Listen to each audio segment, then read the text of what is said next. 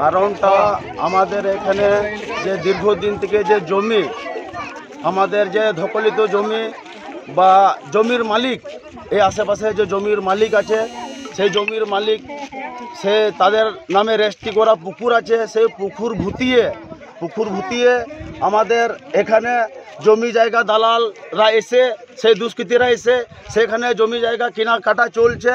বা আমাদের যে বাপ দাদুর অমল থেকে যে জমি জায়গা আমাদের যে দখল করে রেখেছি আমরা, সেইগুলো জমি দালালরা এসে আমাদেরকে, আদিবাসী সম্প্রদায়ের মানুষকে যদি বলছে যে এটা আমার জমি, সেই জমির দালাল বলছে আপনার পেপার আছে তো দেখান, আর না হলে আপনি এখান থেকে সরে যান। আপনাদেরকে কি হুমকি দেওয়া হয়েছে? হ্যাঁ, আমাদেরকে হুমকি দেওয়া হয়েছে।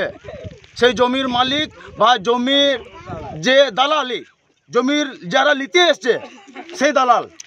আপনারা কি জেসিপি আটকিয়ে বিক্ষোভ করছেন? হ্যাঁ, আমরা জেসিপি আটকিয়েছে। আজ 5 দিন আগে জেসিপি 5 দিন আগে থেকে আটকিয়ে রেখেছি। জেসিপি এখনও এখানে আটকাই না আছে, আমরা রেখেছি। আচ্ছা, পুকুর কি বুঝিয়ে দেওয়া হয়েছে? হ্যাঁ, পুকুর বুঝিয়ে দেওয়া হয়েছে এবং সেই আমাদের যে জমি আছে সেই জমিগুলোও ওরা ড্রেসিং করেছে সমস্ত। আচ্ছা, আরেকটা যেটা শুনতে পাচ্ছি যে আপনাদের কোনো বয়স্ক লোকের টিপসই জোর করে নিয়ে নেওয়া হয়েছে।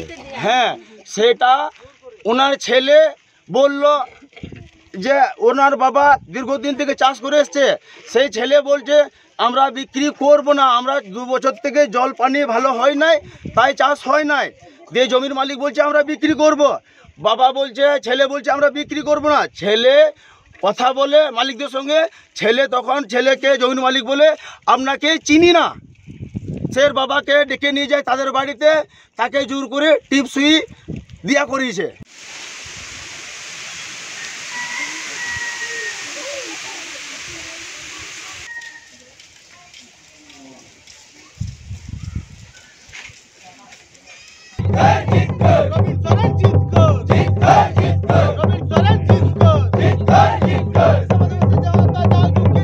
আমার সঙ্গে কিছু হয় না, ওরা ওখানে পিলার বসানে ওরা বিক্রি করেছে।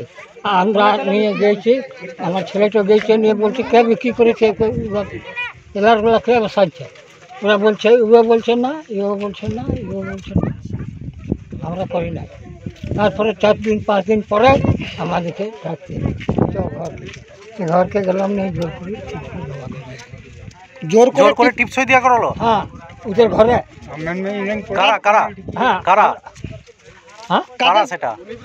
মনিবরা। নাম কি? নাম তো তখন ভিডিওগুলো ছিল, ছেলেগুলোর নাম ওই আমার ছেলেই জানবে।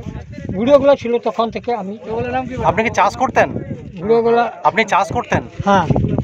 আপনাকে জোর করে টিপসই নিয়ে নেওয়া হয়েছে? হ্যাঁ। কবে নেওয়া হয়েছে এটা? 7-8 দিন হলো। রবিবার। টিপসই নেওয়ার আগে আপনাকে কি বলেছিল? কিছু বলে নাই, বলছে যে চ ওইখানে নিয়ে ঘরকে গিয়ে টিপসই দেয়া করাইলে। আপনাকে কি টাকা দেওয়া হয়েছে? টাকা 25। টাকাটা বড় কথা না, জোর করে টিপস হ্যাঁ, এটা তো বড় কথা।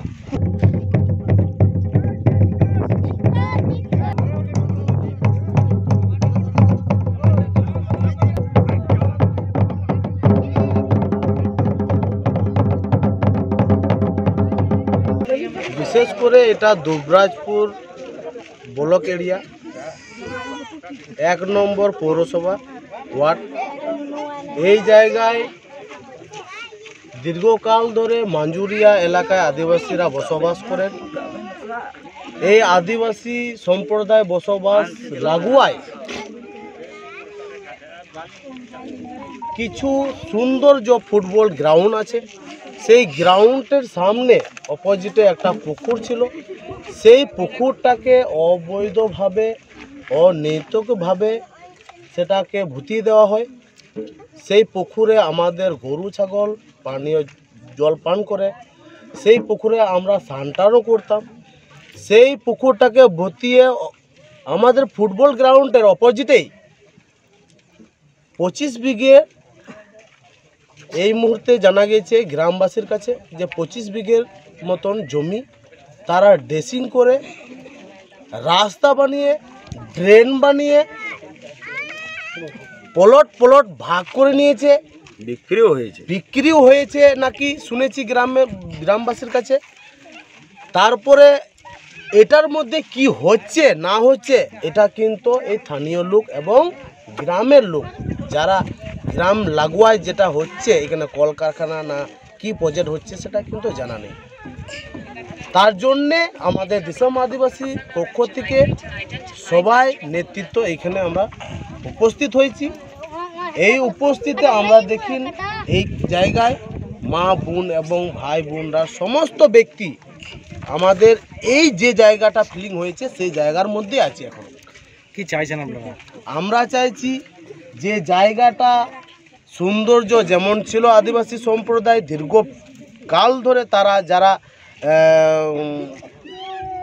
যেটা ব্যবহার করে আসছে তারা যেটা বাপ দাদুরা সেটা দখল করে আছেন, সেই দখল করা জমি এখন যদি কিছু দুষ্কৃতীদের কাছে মুখে শুনছি হুমকি টমকি তারা দিয়ে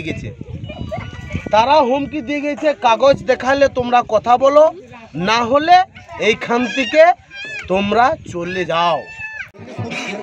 বলুন দাদা, ঝামেলাগুলোতে